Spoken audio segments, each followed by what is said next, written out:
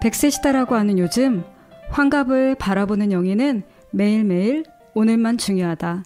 오늘보다 내일이 더 힘들 것이고 내일보다는 모레가 더 힘들 것을 알기 때문에 매일 아침 눈을 뜰 때 오늘이 제일 좋은 날이라고 생각한다. 오늘이 가장 소중하고 중요하다니 시한부 인생을 사는 환자나 종교 지도자가 할 법한 이야기처럼 들리지만 어쩔 수 없다. 그 사람들만큼 고통과 고행을 겪으며 얻은 깨달음이다. 그래서 만나고 싶은 사람, 가고 싶은 곳, 먹고 싶은 것을 내일로 미루지 말자고 다짐한다. 어쩌면 이상한 몸속 박김영희의 말로 오늘 방송 시작합니다. 안녕하세요. 전주 공동체 라디오 까칠한 언니들의 책수다 여은정입니다. 오늘은 장애 여성의 노동, 관계, 고통, 쾌락에 대하여 장애 여성 공감에서 펴낸 어쩌면 이상한 몸을 가지고 이야기 나눕니다. 함께 이야기 나누기에 이 자리에 와 계신 분이 있습니다. 인사 나눠주세요. 네, 안녕하세요. 저는 도연이라고 합니다. 시각장애인 당사자, 그리고 지정성별 남성, 장애인권 활동가, 성소수자 지지자, 이런 이제 정체성들을 가지고 살고 있습니다. 네, 반갑습니다. 도연님이 이 책을 추천한 이유가 되게 궁금한데요. 네. 이 책을 펴낸 장애 여성 공감에 대한 소개도 함께 부탁드립니다. 네, 일단은 믿고 보는 단체, 장애 여성 공감에서 펴낸 책이라서 같이 읽으면 좋겠다라고 생각했고요. 다양한 장애 여성의 구체적인 삶의 장면들, 이야기들이 담겨있는 책이에요. 그래서 이 방송을 듣고 있는 비장애를 정체성으로 가지고 있는 까칠한 언니들도 되게 흥미롭게, 그리고 무언가 이렇게 통찰을 얻을 수 있는 책일 것 같아서 추천드렸고요. 장애 여성 공감은 장애인 운동 진영 안에서 페미니즘적인 목소리를 내는, 페미니즘 운동을 하고 있는 단체들 사이에서 장애인권의 관점들을 잘 녹여내려고 노력하는 단체인데요. 이 단체가 2018년에 20주년 선언문을 냈어요. 네네. 그 20주년 선언문의 제목이 시대와 불화하는 불구의 정치라는 제목의 선언문이었는데, 이 선언문의 일부가 아마 그 장애 여성 공감이 어떤 단체인지 잘 이해할 수 있는 대목인 것 같아서 잠깐 읽어드릴까 합니다. 아, 네네. 우리는 보호가 아니라 권리를 요구한다. 장애를 가진 여성의 성적 자유와 결정을 가로막는 장벽에 도전하고 역량을 박탈하는 구조에 맞서 싸운다. 사회를 향해서 장애인에게 성별 정체성과 성적 권리가 있다는 점을 알리고, 여성 안에도 몸의 차이와 위계가 있다는 점을 환기시킨다. 페미니즘 이론과 운동이 여성의 경험을 단일화하면서 장애 여성의 관점을 무시하거나 누락하는 것을 비판한다. 우리는 페미니스트이지만 우리의 정체성은 우리가 누구와 싸우고 연대하는가에 따라 계속해서 변화한다. 예, 이런 그 선언문의 일부를 이렇게 들으셨는데요. 전문은 장애 여성 공감 홈페이지에 가시면 다 읽어보실 수 있으니까 한번 꼭 찾아보시면 좋겠습니다. 아, 네. 아, 네. 장애 여성 공감에서 나온 선언문이 이런 내용이었군요. 전 어쨌든 도연님 추천으로 어쩌면 이상한 몸을 읽으면서 책이 되게 재밌어서 단박에 읽긴 했거든요.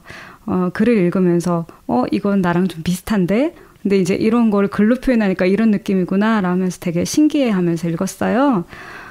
사실 이제 장애인 당사자분들 또한 이제 끊임없이 자기 객관화를 해야 되는 위치에 좀 있는 사람이라는 느낌이 들거든요. 그래서 그 글을 읽으면서 어떤 분의 글에서는 되게 솔직한 모습, 그리고 또 어떤 글들을 읽으면서 내 안에 있는 두려움을 건드는 문장도 있어가지고 좀 뜨끔했어요.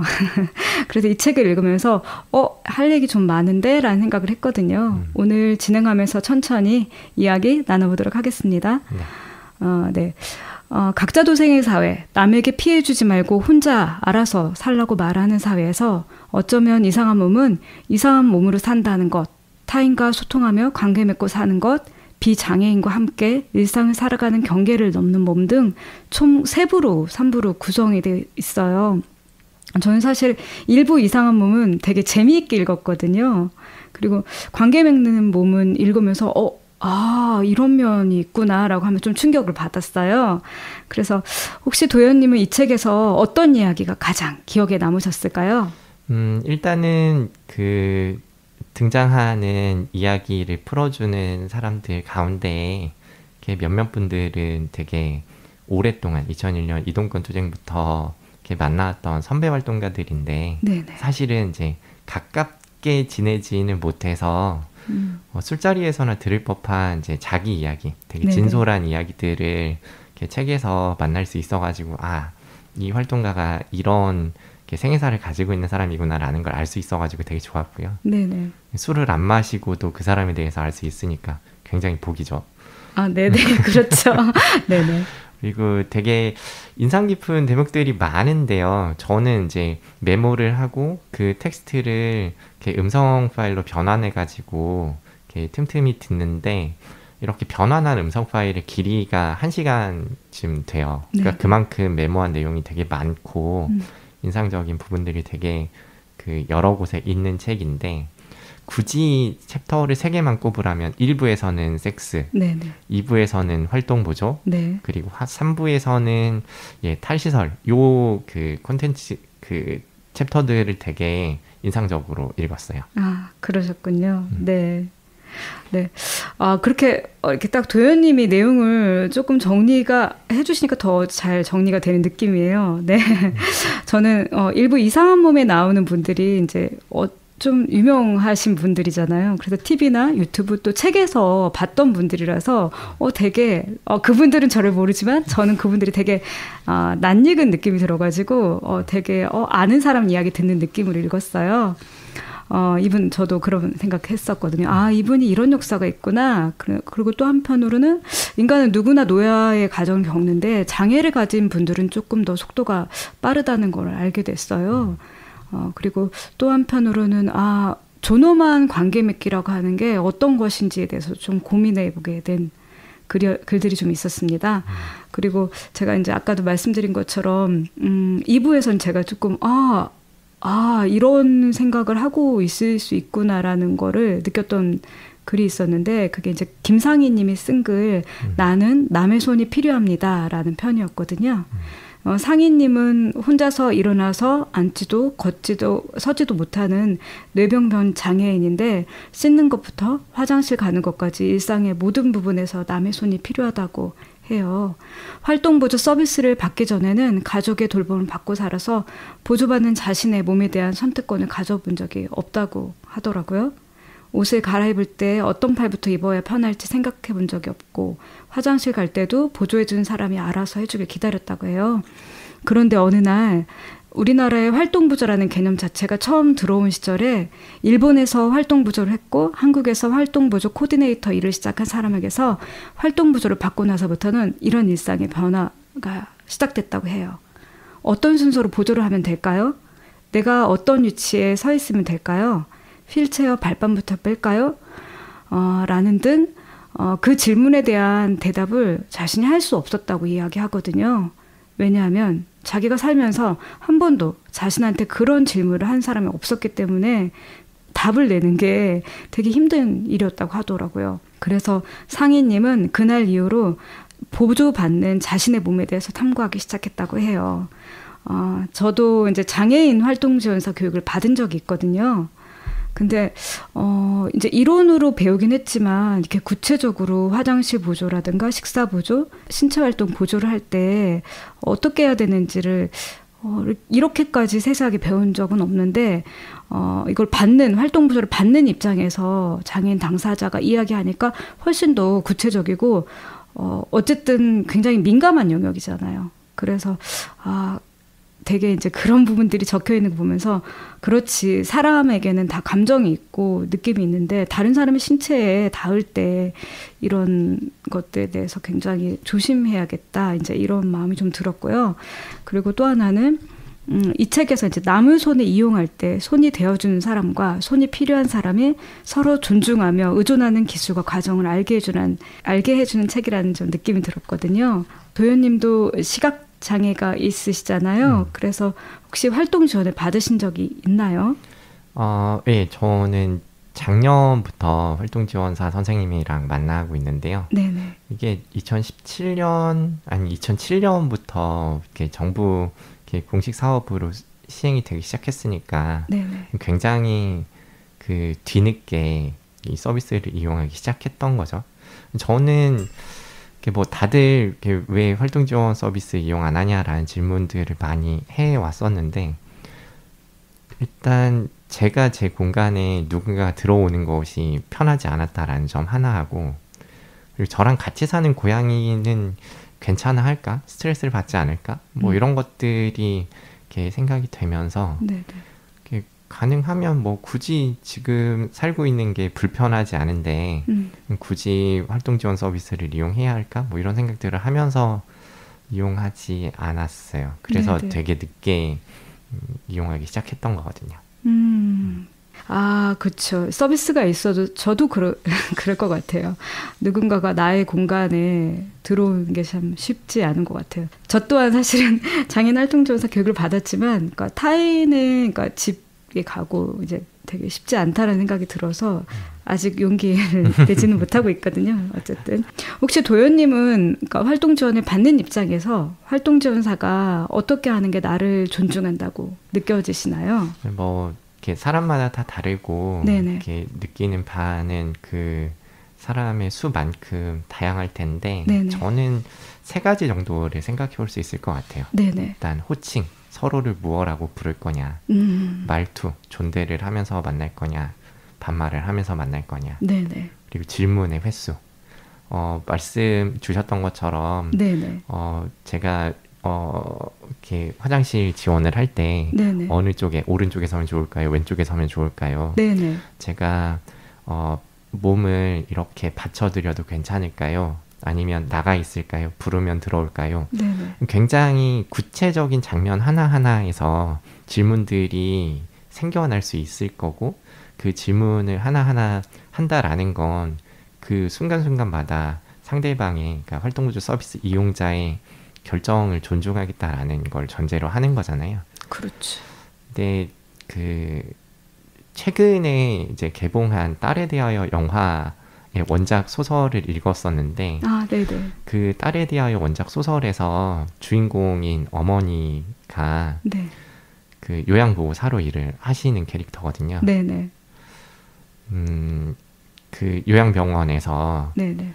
인권의 척도로 삼는 건 하루에 기저귀를 몇 번 갈아주느냐, 기저귀 교환 횟수라고 하는 이야기가 굉장히 인상적이었어요. 네네. 그런 것처럼 저는 활동지원 서비스 이용 과정에서 이용자에게 얼마만큼 세세하게 질문을 하느냐, 이런 것들이 활동보조 서비스를 이렇게 이용자를 존중하면서 이렇게 지원하고 있느냐라는 걸 가늠해 볼 수 있는 중요한 척도라고 생각하거든요. 아. 호칭도 뭐 이렇게 누구야 이렇게 나이 차이가 어쨌든 많이 나는 이렇게 관계들이 많기 때문에 활동지원사 선생님이 이용자를 누구야 하고 부르느냐, 누구시라고 부르느냐, 누구님 하고 부르느냐, 어떻게 부르느냐에 따라서 관계가 달라질 것 같고요. 말투, 그러니까 뭐 그냥 삼촌이라고 불러, 뭐 이모라고 불러, 네. 뭐 그러면서 이렇게 말 편하게 놔도 되지? 뭐 이렇게 그 대하시는 경우들이 있는데 그게 뭐 나쁘다라고 이야기할 것까지는 아니지만 네네. 관계의 선을 늘 팽팽하게 해놓지 않으면 안 된다라고 이야기했던 상인님 이야기하고 이렇게 결을 좀 같이 하는 점에서 문제가 될 수 있다라고 생각해요. 네네. 그런 점에서는 서로 존대를 하는 게 저는 이렇게 적절한 거리들을 서로를 존중하면서 이렇게 활동 지원을 주고받는 이런 데 도움이 되는 게 아닐까 싶습니다. 네네. 아, 네. 도현님 말씀 들으니까 조금 더 저도 이제 이게 좀 정리가 되거든요. 일단은, 호칭, 그리고 사실 질문하기. 사실 질문하기가 저 정말 중요한 것 같아요. 우리가 이제 서로를 잘 모르는데 그냥 짐작해서 뭔가를 하는 것보다는 구체적으로 물어보고 구체적으로 답을 듣고 움직이는 것이 서로한테 조금 더 좋을 것 같다는 생각이 좀 드네요. 네. 저도 이제 기억나는 것 중에 또 하나가 저도 요양보호사 교육 받은 적이 있거든요. 근데 그때 선생님이 그런 얘기를 하시더라고요. 병원에서 의사들이 이제 제일 좋아하는 간호사는 똑똑한 사람 아니고 민감하게 자신의 의증을 알아차리고 신속하게 처리해주는 간호사라고 하더라고요. 근데 이제 솔직히 그 말을 들었을 때 처음에는 좀 반발심이 올라왔었거든요. 말을 해야 알지 누가 그 의사만 바라보고 있지 않잖아요. 근데 이제 그만큼 민감하게 좀 깨어있으라는 말인 거는 알겠는데 저는 약간 이제 그 권력관계라는 느낌이 좀 들어서 불편한 마음이 좀 있었는데 그렇지만 우리가 어쨌든 장애인 활동 보조를 하고 그리고 이제 그걸 받는 서비스를 받는 입장에서는 서로가 저는 조금 더 좀 정확하게 의사소통하고 그래서 서로가 요구하는 충족되는 서비스를 제공받았으면 좋겠다 이런 생각이 좀 듭니다. 사실은 이제 질문을 주고 받는 것이 뭐 이렇게 이런 것까지 물어봐라고 느낄 수도 있는데 네네. 그런데 그 뭐 맨날 처음부터 활동 지원 이렇게 뭐 2년, 3년, 5년 이렇게 계속 물어보라는 건 아니고 네네. 관계에 있어서 이 사람이 무엇을 원하는지 확인해야 되는 과정들을 거치고 난 뒤에야 눈빛만 봐도 알고 이 사람을 말을 하지 않더라도 이렇게 하면 돼라는 게 익혀지게 되는 거잖아요. 네네, 그런 때까지는 최대한 자세히 그리고 자주 물어보는 것 그리고 서로 합을 맞춰가는 것 이런 게 좀 필요하지 않을까 싶어요. 그렇죠. 또 한 가지 제가 이제 궁금했던 게 그 조미경 님이 쓰신 글을 보면 이제 조미경 님은 뼈가 되게 작은 충격에도 잘 부러지는 골 형성 부전증이라는 병이 있어서 그게 있어서 골절이 되게 일상이라고 해요. 그래서 이분이 자기가 가장 잘하는 게 뭐냐고 물어보면 웬만한 통증은 다 잘 참고 넘어갈 수 있다. 이렇게 그래서 통증과 항상 일상을 같이 한다고 하는데 사실 아픔을 경험한 사람들이 느끼는 불안감은 단순히 통증이 계속될지 모른다는 사실보다는 그로 인해 자신이 쌓아올린 일상을 더 이상 유지할 수 없을지도 모른다는 생각에서 온다고 하거든요. 또 이제 여기 보면 그 얘기가 나와요. 또 장애가 있다고 돌봄을 받는 것만이 아니고 누군가를 돌보기도 하는데 마치 장애인들을 항상 누군가의 돌봄을 받는 것처럼 그려지는 수동적인 존재로만 그려지는 게 조금 문제적이라고 생각한다고 이야기하시거든요. 일방적으로 주기만 하고 받기만 하는 관계는 평등할 수 없다고 생각하거든요. 그래서 조금 더 평등한 관계가 되려면 어떤 제도나 어떤 것들이 필요한지 좀 이야기를 나눠보고 싶었거든요. 네. 저는 그런 점에서 그 한국의 네네. 그 전국장애인 차별철폐연대 그러니까 전장연의 활동들을 사람들이 찬찬히 좀 살펴보시면 좋겠다라는 생각이 들어요. 그러니까 의존해야 하는 사람 그리고 어떤 지원을 일방적으로 받아야 되는 사람들이 처해 있는 위치 거기에서 벗어나기 위해서 필요한 최소한 인간으로서의 권리 이런 것들을 보장하기 위한 이동권을 보장하기 위해서 쟁취하기 위해서 싸웠던 교육권이나 활동지원 제도를 이렇게 얻어내기 위해서 투쟁했던 이런 과정들이 사실은 이 지원의 대상이 되어야 한다라는 인식에 있는 장애인이 그런 게 아니고 이 사회에 장애인이 되더라도 일상이 무너지거나 아니면 인생이 끝나는 것 같이 이런 절망감을 느끼지 않아도 되는 여기에도 사람이 있고 이런 처지에 놓이게 되더라도 인생이 망하는 건 아니야 라는 것들을 보여주기 위해서 만든 이런 그 투쟁의 과정들이 되게 중요한 의미라고 생각하거든요. 네. 그래서 장애인이 된다고 삶이 막 끝날 것 같이 절망적으로 느껴질 수 있지만 사실 잘 안 보이게 되더라도 책을 못 읽는 건 아니고 다른 방식으로 책을 읽게 되는 것이고, 나가야 된다라고 했을 때 외출하는 방식이 이전과는 다른 방식으로 이렇게 움직이게 되는, 이렇게 또 다른 삶이 계속 이어진다. 다른 방식으로. 네네. 이런 것들을 좀 기억을 해주시면 좋겠다. 그리고 이렇게 이전과 다른 전혀 색다른 방식을 마주해야 될 때 느끼는 그런 공포, 그리고 어디에선가 이렇게 배제되는 이런 경험들이 누군가는 이미 겪었고 그리고 지금도 헤쳐나가고 있는 경험이라는 점에서 보면 네네. 말 몇 마디가 아니라 좋은 말 여러 마디를 듣는 게 아니라 그냥 저 사람도 아직 살고 있구나. 그리고 저 사람도 저렇게 무언가를 향해서 가고 있구나 라는 것들을, 그 존재를 확인하면서 안도나 위안 뭐 이런 것들을 얻을 수 있을 것 같거든요. 네. 그런 점에서 보면 일방적으로 도와줘야 될 것 같아 보이는 어떤 누군가가 내가 그런 조건이 되거나 혹은 그런 상황과 비슷한 곳에 놓이게 되었을 때 나를 절망하지 않도록 붙들어주는 버팀목 같은 게 되어줄 거라고 생각합니다. 장애인 차별철폐연대는 계속 응원하는 마음으로 보고 있어요. 근데 어쨌든 이렇게 이제 아까 제가 말씀드렸던 평등한 관계라고 하는 게 이런 제도도 그렇고 개선이 이런 게 안 되면 힘든 거잖아요. 그래서 장애인 차별철폐연대 활동이 힘을 받아서 잘 되기를 응원하겠습니다. 또 하나는 제가 이제 기억에 남는 글 중에 배복주님의 부푼 가슴으로 비틀거리기 너무 재미있게 읽었거든요. 사춘기 때 몸이 막 변해되는 시기의 가슴은 장애 여부를 떠나서 사실 여성에게는 큰 고민거리 중 하나이기도 한데요. 배복주님 이야기에 고개 많이 끄덕거리면서 봤어요. 배복주님은 자신의 애매한 장애로 인해 장애인 사이에서도 비장애인 사이에서도 약간은 이방인 같은 느낌이었다고 하는데요. 다른 사람들에게 자신이 걷는 모습을 보이는 것에 대한 두려움은 외롭고 우울한 감정으로 변화되었고, 그래서 사춘기 때 되게 자신감을 많이 잃어버린 시기였다고 하더라고요.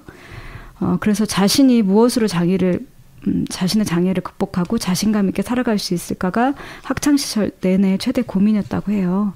그래서 그냥 배복주님의 이야기를 저는 이제 읽으면서는 이분은 자신을 증명하기 위해서 끊임없이 노력해오지 않았을까. 그래서 그런 마음이 느껴져가지고 좀 마음이 아팠습니다. 배복주님이 쓴 글 중에 이런 말이 나와요. 가끔은 브래지어를 착용하지 않고 출렁거리는 가슴으로 길을 걸어도 쳐다보거나 손가락질을 하지 않는다면 나는 내 컨디션에 따라서 자유롭게 다리를 절면서 가슴을 출렁대며 길거리를 다니고 싶다. 나의 가슴은 어쩌면 몸에 대한 다양성이나 부정당한 몸에 대해 이야기할 수 있도록 역할을 한 것인지도 모르겠다. 저는 이 문장에서 되게 해방감이 느껴졌거든요. 어떠셨어요, 도현님은? 그러니까, 네.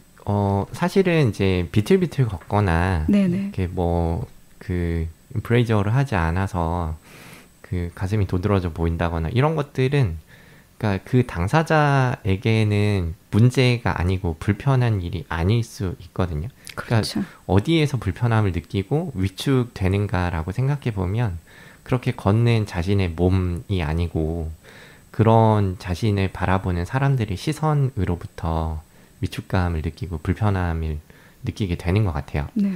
저는 이제 어릴 때에는 사시가 있었다고 들었고, 지금은 오른쪽 눈은 시력이 나오지 않고 왼쪽 눈에 시력이 조금 남아 있는데, 이러니까 이제 사람들을 볼 때, 혹은 이제 어떤 물건들을 찾을 때, 정면을 보고 이렇게 시선을 똑바로 이렇게 정면을 향해서 이렇게 고정하는 게 되게 어려운 상황이에요.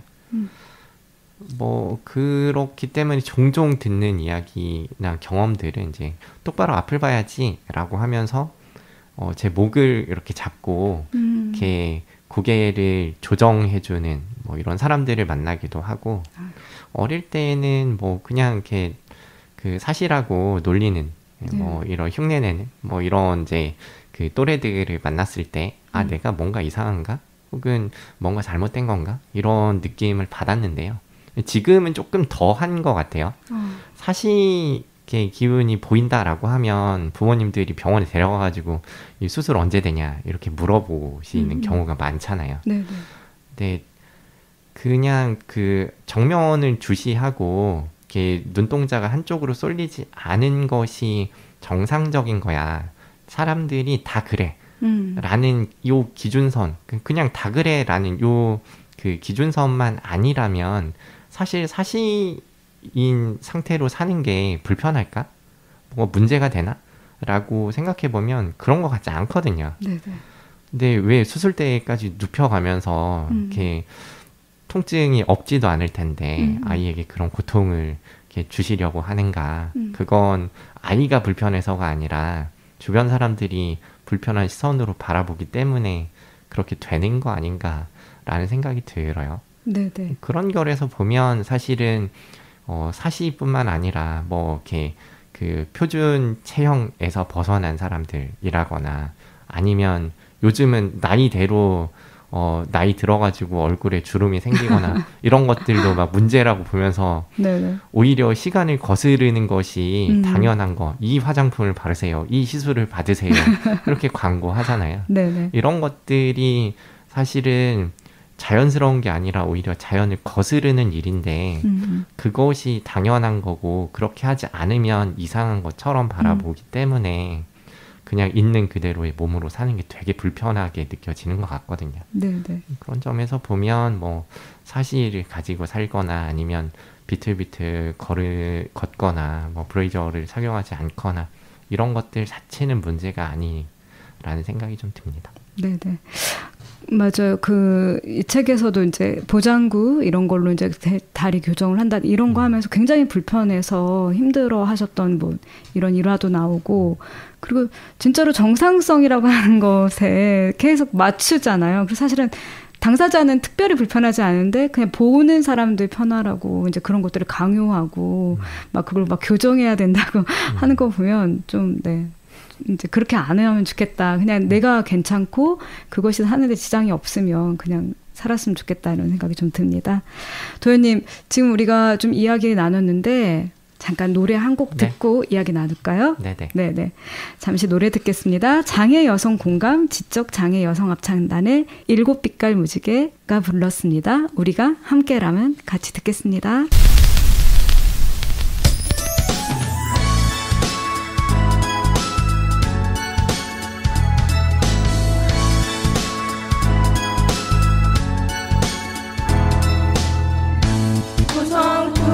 꿨을 때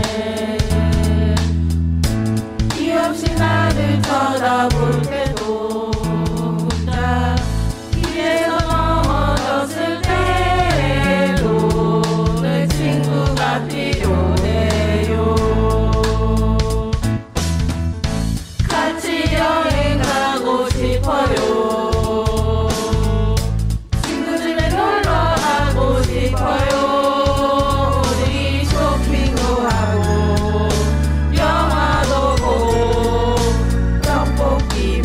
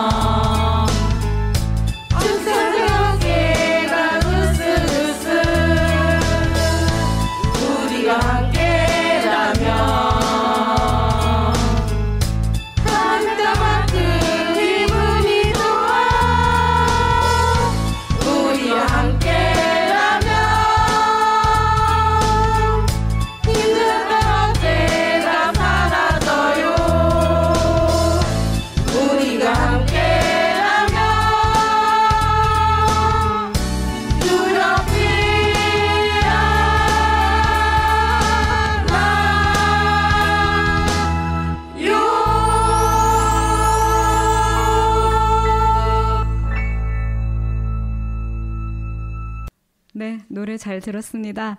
네, 되게 가사가 일상적인데 굉장히 하고 싶은 것들을 많이 이야기하셔가지고 인상적이네요. 처음 들어봤는데 되게 독특하면서도 뭔가 되게 일상적인 소망을 담고 있어서 좋네요. 그러니까 그 노랫말을 생각해 보면 네네. 사실은 그 누구나 흔히 하는 일들인데 네네. 이런 것들을 하고 싶어라고 이야기하는 건 달리 생각하면 이런 것들을 하지 못하고 살고 있어라는 이야기일 거고 그런 일을 혼자서는 못해. 그런데 우리가 같이 있으면 이런 것들을 할 수 있잖아 라는 것들에서 그래 뭐 대단한 게 필요한 게 아니라 그냥 곁에서 그런 일들을 같이 할 수 있는 한 사람 이런 사람들만 있으면 이런 평범한 일상들이 가능하다 뭐 이런 이야기일 것 같아서요. 네네. 의미 있는 가사라고 생각합니다. 네. 저는 또 되게 또 기억에 남았던 게 이 사르코 마리투스라는 병과 함께 60년을 살아온 경순 씨 이야기가 되게 기억에 남았거든요. 경순 씨가 이야기하고 한 것을 이제 옮긴 문장을 제가 한번 읽어보겠습니다. 사르코 마리투스라는 병과 함께 60년을 살아온 경순은 같은 병을 가진 쌍둥이 딸 둘을 양육했다. 1989년 장애인 복지법이 막 생겨나던 시기 경수는 장애 여성의 몸으로 두 딸을 낳았다. 경수는 장애가 있는 자기 몸 하나 믿고 두 아이를 장애와 함께 살아가는 사람으로 키워냈다. 장애와 살아가는 삶을 물려주기 편 경순의 말을 이진이가 글로 옮긴 문장입니다. 장애 여성 양육 서사는 보통은 극복과 갈등 서사를 반복하는데 경수는 단호하게 말합니다. 혼자선 되게 약해요. 사람이 있으니까 이렇게 강하게 나갔지. 경순과 딸들이 서로 의존하며 만든 연대는 사르코 마르투스로 인한 장애를 가지고도 살아가는 방식과 지혜로 이어졌다. 자존심과 주도권을 지키는 것, 남의 손을 빌려서 사는 사람은 그래야 한다는 게 경순의 원칙이라고 합니다. 자신의 삶을 묵묵히 살아온 사람의 되게 단단한 면이 엿보이는 말들이었어요. 도현님은 경수님의 이야기를 어떻게 들으셨어요? 일단 그 장애 여성이라는 지점보다는 이제 장애를 가지고 있는 두 딸을 양육하고 있는 어머니로서의 면들이 저는 조금 더 들어왔는데요. 그 이유는 이 두 딸들에게 전달하는 메시지들 때문이었던 것 같아요. 네네. 야, 덤비고 따져라! 네네. 라고 이야기해준 말이 저는 어렸을 때 전혀 다른 메시지를 받으면서 자랐거든요. 의젓해야 된다. 이렇게 어디 가서 패기치면 안 된다. 뭐 이 추천사에도 나오죠. 패기침에 관한 이야기들. 네네. 저는 이게 그 어떤 위축되게 만드는 주문같이 느껴지거든요. 장애인 당사자들이 무언가를 선택하거나 어떤 결정을 하고 자기 삶을 살려고 할 때 야, 그렇게 하면 옆에 있는 사람들한테 도움을 받아야 되는 거 아니야? 폐를 끼쳐야 되는 거 아니야? 뭐 이런 이제 메시지처럼 이렇게 받아들여지면서 움직이는 걸 제한하는 뭐 이런 주문같이 느껴지는데요. 네네. 만약에 내가 어렸을 때 따져라, 덤벼라 네. 뭐 이런 이야기 들었으면 지금보다는 조금 더 이렇게 적극적으로 살 것 같기도 해요. 네. 두 번째는 이제 활동 지원 서비스를 이용하는 이용자 네네. 그리고 그런 활동 지원 서비스를 이용하는 딸을 둔 이렇게 어머니의 입장에서 네네. 이렇게 꿰뚫어 본 말인데요. 월급이 적은데 일한다. 네네. 집이 두 채인데 취미 삼아 하는 일이다. 이런 말들을 사실은 이렇게 활동 지원사들이 왜 할까 생각해 보면 네. 활동 지원사라는 이 일이 되게 사회적으로 낮은 평가를 받기 때문에 그렇게 자기가 사실은 이런 일을 할 사람이 아닌데 나는 그냥 취미로 하는 거야. 월급이 적은데 내가 봉사하는 셈 치고 이 일을 하는 거야 라고 해서 자기 자신에게 어떤 이렇게 주문을 거는 뭐 차원에서 하는 말이라고 생각하거든요. 네네. 그런 주문은 그냥 집에 가서 혼자 하셔도 되는데 이렇게 이용자나 이용자 가족 앞에서 그런 말들을 하게 되면 네네. 사실은 굉장히 자존감을 훼손하는 그리고 불쾌하게 만드는 말이라는 것들을 이렇게 생각해보지 못했기 때문에 그렇게 말을 하는 걸까요? 아니면 그렇게 느낄 건 알지만 그래도 무너져 내린 내 자존감을 다시 회복하는 차원에서 이 주문이 필요해서 그렇게 말을 하는 걸까요? 하여튼 뭐 그런 결에서 보면 참 그 꿰뚫어 보고 나도 안 참지 라고 이야기하시는 게 되게 단단하게 그리고 강하게 이야기하시는 그 장면들이 그 말씀들이 되게 후련하게 느껴졌어요. 그런 얘기 진짜 굳이 안 해도 되는데요.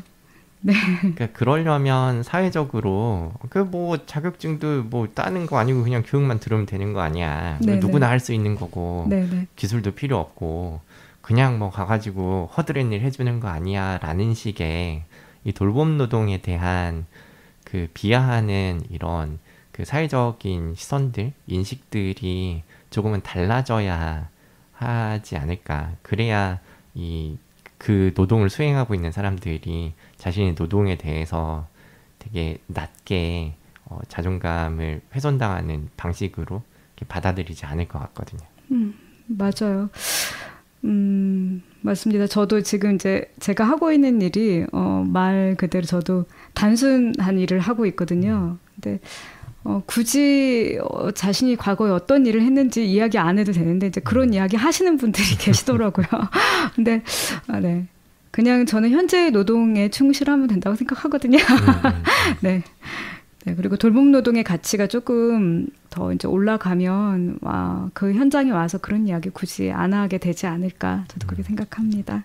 선생님들이 네네. 지금은 이제 사회적으로 교사라는 네네. 집단이 되게 좋은 직장처럼 인식이 되잖아요. 네네. 그런데 뭐 저도 전원이지만 1980년대 뭐 이 군사정부 시절에서는 처우도 별로 안 좋고 네네. 정말 할 게 없으면 이렇게 선생님을 하는 뭐 이런 그 시절에 교사에 대한 인식들 이렇게 안 좋았을 것 같은데 뭐 그런 시절에 교사들은 어떤 이렇게 말들을 했을까?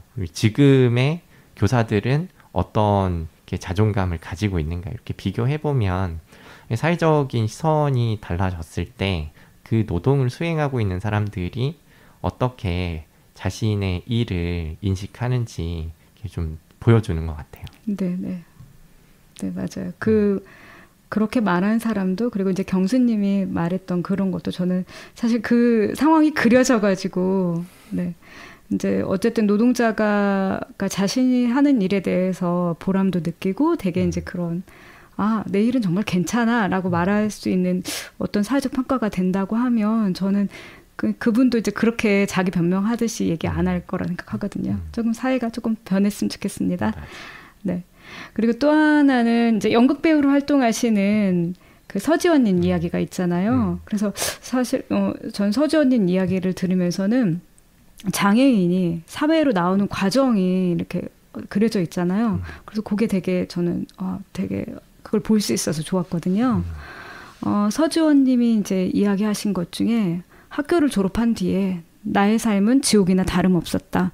할 곳도 갈 곳도 먹을 곳도 없었다. 화장실도 못 갔고 할 수 있는 것이 하나도 없었다. 난 더 이상 그런 삶을 살고 싶지 않았다. 조금씩 집 밖으로 나가기 시작했다. 장애 여성들이 하는 연극을 볼 기회가 왔고 배우가 되었고 교육 연극 개발을 하면서 더 다양한 사람들과 만나고 이야기하는 과정에서 사람들을 대하는 방법, 말하는 방법을 배워가며 조금씩 성장해가는 과정이 되게 저는 인상 깊었거든요.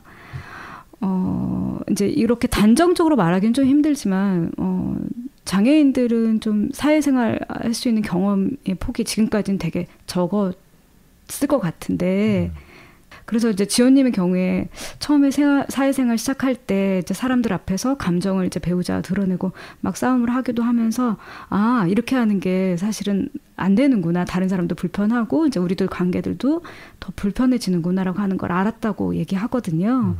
그래서 이 지원님이 장애 여성 공감에서 활동을 하는 것이 되게 사회생활을 확장되는 그런 경험이었다는 표현이 저 되게 기억에 많이 남았거든요. 실제로 장애인들은 이렇게 사회로 나오는 경험이나 이렇게 뭐랄까 이런 게 조금 좀 적어서 어려움이 좀 있을까요? 저는 이제 장애인만 그런 그 처지에 놓인다라고 생각하지는 않아요. 그러니까 어떤 그 기준이 세팅이 돼 있는 거잖아요. 비장애 중심적이고, 네. 내국인 중심적이고, 남성 네네. 중심적이고, 네네. 이성애자 중심적이고, 네네. 뭐 이런 이제 기준선에서 벗어나는 사람들은 이렇게 주요한 이제 공공 영역에서 사람들이 많이 살고 있는 그런 자리에 초대받지 못한 손님들이 되는 거고, 맞아요. 그러면 이렇게 초대받지 못했고 만나기 어려운 경험을 한 사람들이 흔히 가질 수 있는 모습 가운데 하나가 지원님이 이렇게 이야기한 장면이라고 생각하거든요. 네, 제가 놓친 부분이네요. 네. 지원님이 이제 그렇게 표현하면서, 네, 맞아요. 저도 사실은 어떤 부분에서는 되게 뭐랄까 미숙한 면이 좀 있는 거거든요. 근데 그건 장애 여부와 상관없는 것 같네요. 네, 그건 제가 갖고 있는 편견이었네요. 아니 뭐 이렇게 요즘은 네네. 챗GPT 좀 쓰세요? 뭐 클로드 좀 쓰세요? 네. 뭐 이런 일 금방 하실 수 있겠어요? 라고 질문을 받았을 때 사실은 그런 이제 도구나 툴 같은 것들을 사용할 수 없는 이렇게 뭐 소프트웨어를 이용하는 게 낯설거나 익숙하지 않으면 그럼 당신은 이 일을 못 하겠네라고 밀쳐지는 거잖아요. 네네. 하다못해 키오스크 네네. 앞에서 되게 작아지거나 자존감이 상하는 누군가들도 네네. 그런 것들이 설치되어 있는 장소에서 네네. 사람을 만날 수 없는 거고 네네. 설치된 곳에서 이렇게 쫓겨나다시피 하는 것인데 그렇게 보면 뭐 여러 가지 이유는 다르지만 특정한 그 표준이라고 이야기하는 사람들의 정체성에서 벗어난 사람들이 경험하는 건 다르면서도 크게 다르지 않은 모습으로 확인이 되는 것 같아요. 네네. 뿐만 아니라 누구나 사회생활하면 맞아요. 처음에는 되게 감정적이고 개인적으로 하다가 이렇게 하면 안 되는가 보다라고 하는 걸 배워가죠. 또 하나 이제 탈시설을 다룬 내가 나를 책임질 수 있을까라는 이 글을 이제 이야기하신 분은 자립생활 운동이 잘 알려지기 전인 2000년대 초반에 탈시설한 장애인인 영진님의 이야기예요. 독립의 과정은 사실은 장애인이든 비장애인 할 것 없이 누구에게나 큰 모험이고 하얀 백지를 받아든 기분이라고 표현을 하셨거든요. 근데 이건 맞는 것 같긴 해요. 도현님은 영진님의 사연 중에서 어떤 게 되게 기억에 남으셨을까요? 시설에서 네네. 이렇게 반장처럼 네네. 이렇게 역할을 이렇게 수행한 적이 있다. 네네. 옥상에 남학생 이렇게 남자랑 여자랑 가면은 혹시라도 섹스를 할까봐 네네. 얼른 이렇게 떨어뜨려 놓고 뭐 이런 네네. 일을 했었다라는 장면들이 이렇게 되게 이렇게 웃프게 느껴졌는데요. 사실 그렇죠. 성별과는 관계없이 누군가가 누군가에게 끌리고 이렇게 만나고 싶고 이야기 나누고 싶고 뭐 손을 잡거나 포옹하거나 이러고 싶어라고 느끼는 건 되게 자연스러운 일인데 네네. 그런 것들이 떨어뜨려 놔야 되는 일이고 통제해야 될 일이다라고 이렇게 주어지는 공간 안에서 그걸 누가 수행하느냐 이렇게 같은 이렇게 처지에 있는 생활인 가운데 한 명인 영지 씨가 네네. 그 일을 수행을 했던 거잖아요. 네네. 그게 그냥 이렇게 완장 같은 걸 하나 이렇게 채워주고 너는 오늘부터 이런 역할을 해야 돼. 둘이 붙어 있으면 떨어뜨려 놔야 되고 이런 것들이 되게 이렇게 우스운 일이고 네네. 이렇게 그냥 뭐 여러 가지 이제 감정을 느끼게 하는 일인데 그런 것들이 너무 당연하게 받아들여지고 이렇게 이루어진다라는 것이 그 공간에서 그 일을 수행하면 사실은 크게 어렵지 않고 요만큼이나마 권력을 가지고 살 수 있는 위치에 있었던 것인데 네네. 거기에서 벗어나서 나는 저 밖에 나가서 살 거야 라고 결정을 한 이런 과정들 자체가 되게 의미 있다라고 생각됐어요. 네. 그 영진 씨가 이제 그 탈시설 하고 나서 동료들하고 이제 계속 연락을 주고받고 그리고 이제 임대주택에 들어갈 수 있음에도 안 가시잖아요. 왜냐면 자기한테는 가족이 같은 사람들이었기 때문에 그 근처에 같이 모여 살고 싶어서 그래서 저는 그거 딱 보면서 또 영진 씨가 다른 동료의 아이들 되게 막 이렇게 사랑하고 그리고 나에게도 이렇게 가족이 있었으면 좋겠다라는 이야기 하시는 거 보면서 되게 저는 되게 따뜻한 사람이구나. 그리고 또 한편으로는 영진 씨의 이런 소망대로 이렇게 이렇게 마음 맞는 사람들이 가까이 살 수 있는 뭐 이런 공동체 이런 게 만들어지면 참 좋겠다 이런 생각이 좀 들었어요. 네. 맞아요. 그런 사람들이 이렇게 네. 같이 모여 살면 네. 돌아가면서 이렇게 공동체 라디오 녹음도 하고. 좋죠. 좋죠. 네, 맞아요.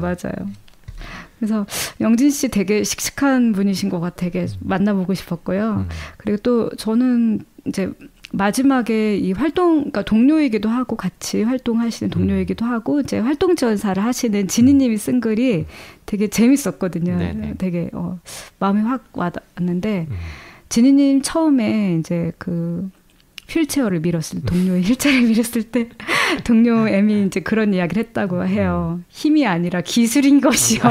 이 말이 되게 저는 사실 이제 그러니까 많은 활동 이제 보조를 받아보면 알잖아요. 그래서 그게 되게 재밌었거든요. 맞아요. 그래서 이제 다른 몸을 차별하지 않는 방법을 익히는 것은 친절과 사랑을 보이는 것이 아니라 장애 여성과 함께 일할 때 필요한 것을 몸으로 습득하는 것에서 시작한다. 장애 여성의 의견을 존중하는 일상의 생활 방식은 감수성이 녹아든 집약된 노동이다. 라고 말을 하거든요. 저희 이 말이 되게 좋았어요. 어쨌든 저도 이제 지역에서 같이 이제 활동하시는 장애인 활동가들 보면 이제 가까이 그러니까 멀리서 볼 때는 근데 가까이 할 때는 이제 어떻게 뭘 해야 되는지 몰라서 되게 좀 저도 막 당황스러울 때가 있었거든요. 이제 예를 들면 한 집회에서 이제 되게 더운 여름이었는데 저는 이제 휠체어를 타고 있으니까 화장실 사용하기가 어려울 것 같아서 음료수를 드리면 안 될 것 같아서 안 드렸거든요. 근데 그분들이 진짜 아이스 아메리카노 큰 거 사가지고 이렇게 드시는 거예요. 근데 그렇지. 더우면 누구나 먹고 싶고 이제 화장실 사용할 수 이제 요새는 다 장애인 화장실이 있으니까요. 그래서 할 수 있는데 내가 지레짐작하고 그랬구나. 그러니까 이거는 사실 저도 경험해보지 못했기 때문에 그냥 지레짐작한 거잖아요. 그래서 좀 깼다고 해야 되나? 그런 적이 있었어요. 그러니까 뭐 모르면 물어보는 게 사실은 되게 자연스러운 일인데 네. 특정한 그 사람들 정체성을 가지고 있는 사람들을 만났을 때 네네. 이거 물어봐도 되나? 그렇죠. 물어보면 안 되는 거 아닌가? 그렇죠. 실례인 것 아닌가? 같아서. 네네. 뭐 이런 이제 생각들 때문에 안 물어보고 거리를 좀 두거나 네네. 아니면 이럴 거야라고 네네. 판단을 내리고 그 판단에 따라서 움직이는 경우가 많은 것 같아요.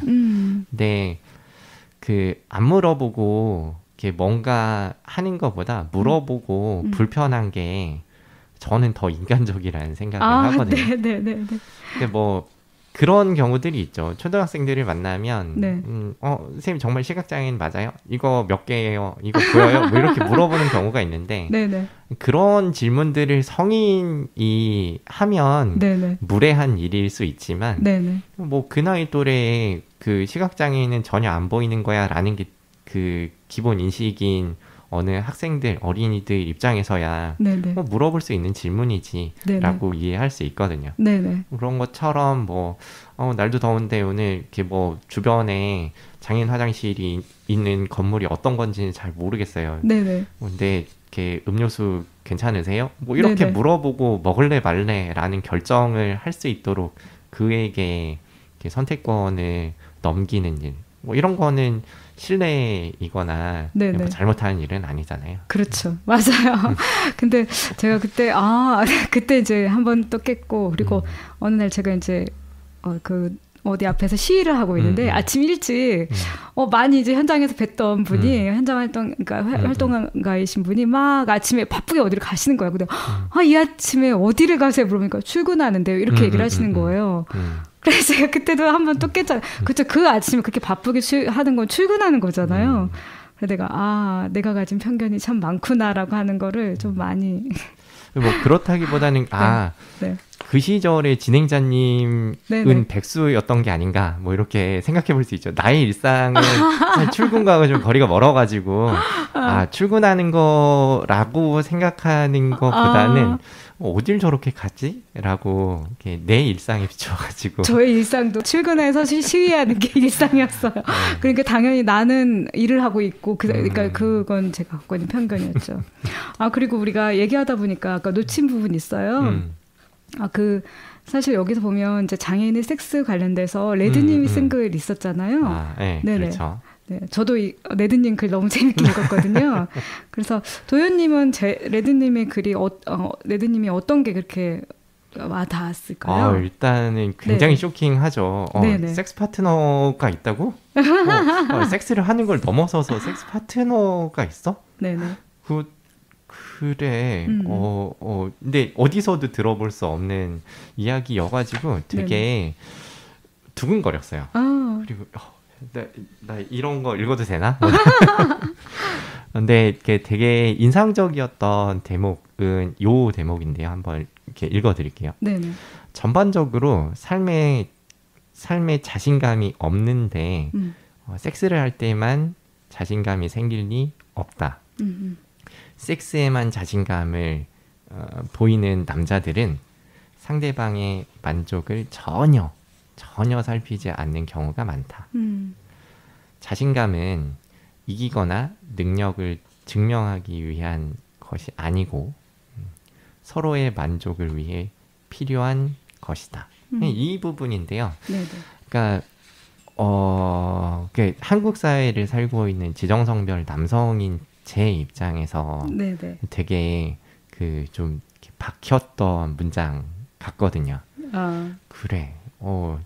그냥 이제 흔한 남자들끼리 모여가지고 하는 네네. 이렇게 세 가지 주제들이 있잖아요. 군대 이야기, 뭐 여성 이야기, 뭐 돈 이야기, 뭐 이런 류의 그 이야기들에서 이렇게 자유롭지 않았던 그런 이야기들의 영향을 되게 많이 받았던 저도 섹스할 때 남자가 가지고 있는 자신감이라는 것들이 보여주는 장면이 떠오르는 게 있어서 네네. 그런 장면이 떠오르는 게 되게 민망하고 부끄럽다 이런 느낌을 크게 받았어요. 네네. 그래서 요 대목이 되게 인상적이었거든요. 네네. 나는 자신감이 있던가 내가 가지고 있었던 자신감은 도대체 무엇을 위한 자신감이었던가 그 자신감이 충만했던 섹스에서 내 파트너는 그러면 내 짝꿍은 과연 만족스러웠을 것인가 뭐 이런 것들을 막 생각해 보면 네네. 민망하고 참 이렇게 이불 킥하고 싶은 그런 그 뼈아픈 문장이어서 되게 인상적이었어요. 어쨌든 여성이 자신의 성적 욕망을 이렇게 노골적으로 말하는 것 자체가 사실 쉽지 않잖아요. 근데 네드님은 되게 당당하게 그런 이야기를 하셨고 그리고 그래서 저도 되게 인상 깊었어요. 그러면서 본인의 이렇게 바뀌기까지의 과정이 있는데 자기가 아무것도 하지 않으면 나에게 아무것도 일어나지 않는다라는 표현을 쓰거든요. 그래서 저는 이분이 이제 그림을 그리는 걸 좋아해서 미대 입학도 하고 그리고 이런 이제 과정을 보면서 이 사람은 정말 자기 인생을 되게 주체적으로 사는 사람이구나라고 하는 거를 느꼈거든요. 그리고 이제 자신의 성적 욕망에 대해서도 감추지 않고 그리고 사실은 받기만 하는 섹스는 당하는 섹스는 다름없다 이렇게 표현하는 것도 그렇고 아무튼 되게 너무 만나보고 싶은 캐릭터였어요. 이분도. 그러니까 이 방송을 듣고 있는 이제 까칠한 언니들이랑 이렇게 레드님이랑 같이 모여가지고 섹스를 주제로 한 이야기들을 되게 자유롭게 풀어낼 수 있다면 굉장히 많은 이야기들이 거침없이 그리고 즐겁게 폭력적이지 않은 이렇게 대화들이 마구마구 나올 수 있는 뭐 이런 자리가 되지 않을까. 아우 그러면 너무 좋죠. 네, 진짜 네드님 한번 꼭 뵙고 싶고요. 네드님도 그렇고 다른 분들도 되게 저는 매력적인 캐릭터가 되게 많으신 것 같아요. 사람한테 이렇게 표현해도 되나? 근데 어쨌든 그래서 이 책에 나오신 분들 되게 저는 궁금했고요. 그리고 어쨌든 이 책 통해서도 그렇고 제가 이제 읽은 책 중에 전사들의 노래 그 책 읽으면서 되게 감동적이었거든요. 사실 저는 되게 궁금했어요. 장애 운동 자체가 되게 역동적이잖아요. 그래서 도대체 이 역동적인 힘이 어디서 나올까 진짜 궁금했었는데 그분들의 살아온 이야기 보면서 와, 이분들이 이렇게 운동을 할 수밖에 없겠구나. 이 사람들의 삶을 보니까 굉장히 저는 일단은 기본적으로 기본값은 되게 진솔하다 이런 느낌. 그래서 어쨌든 이런 이야기들이 많은 사람들이 있고 좀 관심 갖고 같이 이야기 나눴으면 좋겠다. 같이 그런 생각 하면서 오늘 방송 진행을 했는데요. 도현님 이제 우리가 인사를 나눠야 될 시간이에요. 네네. 마지막으로 청취자들께 오늘 인사 나눠주세요. 최근에 출판되는 장애인권 활동과 관련된 책들이 되게 좋은 책들이 많이 나오거든요. 네네. 저는 이렇게 꼭 틈틈이 한 권씩 이렇게 찾아봐 주시면 좋겠다. 공감대를 넓힐 수도 있고, 네네. 직접적으로는 그 출판 인쇄가 이 운동을 하고 있는 단체들의 후원이 되는 경우가 많기 때문에 네. 출근길 지하철 말씀하셨던 전사들의 노래 네네. 지금 이야기하고 있는 어쩌면 이상한 몸 같은 네네. 장애인권 활동가들이 구술하거나 아니면 작업했던 이런 책들이 여러분께 많이 좀 읽히면 좋겠습니다. 네. 네, 중고로 사지 말고 꼭 새 거로 사시기 바랍니다. 네. 오늘 도현님과 함께해서 저도 잘 몰랐던 부분도 많이 알게 되고 그리고 즐거웠어요. 네, 저도 즐거웠습니다. 네네. 오늘 출연해 주셔서 너무 감사합니다. 네, 고맙습니다. 네, 전주 공동체 라디오 FM 93.5 까칠한 언니들의 책수다였습니다. 마지막 곡은 장혜영의 연약하다는 것은 약하다는 것이 아니야입니다. 청취자 여러분, 오늘도 감사합니다. 안녕히 계세요. 연약하다는 것은 약하다는 것이 아냐. 연약한 존재들은 비밀을 안고 있지. 귀 기울이지 않으면 절대로 알 수 없는 그런 신비로운 비밀, 그런 아름다운 비밀. 아름다운 것들은 쉽게 부서지고 되돌리는 것은 너무 어렵다네.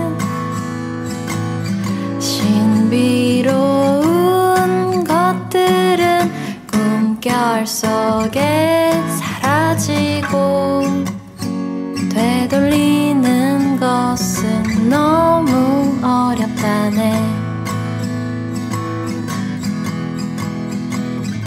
연약하다는 것은 용감하게 산다는 것, 한 가닥 실바람에도 온 마음을 내주는 것. 연약하다는 것은 외로움을 안다는 것, 모두가 함께일 때도 애써 혼자가 되는 것. 설명하려 할수록 외톨이가 되네. 오후의 햇살도 너에겐 닿질 않네. 하지만 그 모든 몸짓이 이 세상 모든 것들을 살며시 감싸네. 이름 모를 사람도 아름다운 것들은 쉽게 부서지고 되돌리는 것은 너무 어렵다네. 신비로운 것들은 꿈결 속에 사라지고 되돌리는 것은 너무 어렵다네.